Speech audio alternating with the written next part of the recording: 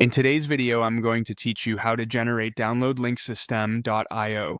We'll be doing this directly inside your system.io account, and the goal is to create a clickable piece of text that lets your audience download a file like a PDF, zip, or MP3. This is especially useful if you're delivering a lead magnet, a bonus resource, or any digital product. First, go to your dashboard in system.io. Once you're on the main dashboard, click on Sites.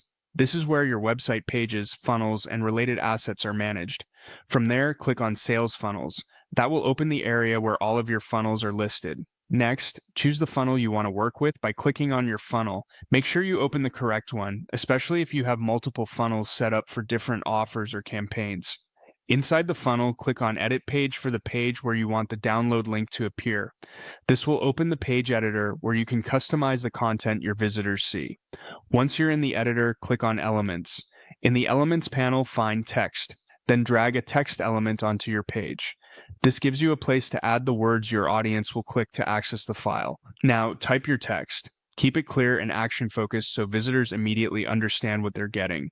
For example, you might write something simple and direct that tells them to download the file.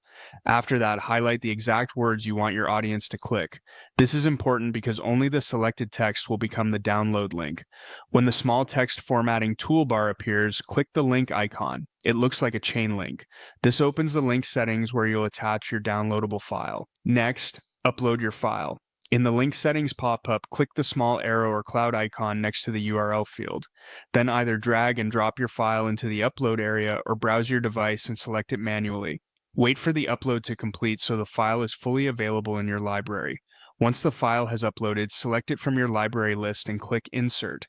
After that, click Confirm to apply the link to the highlighted text. Finally, click Save so your changes are stored on the page. This last step is essential because if you leave without saving, your download link may not be published. And that's it.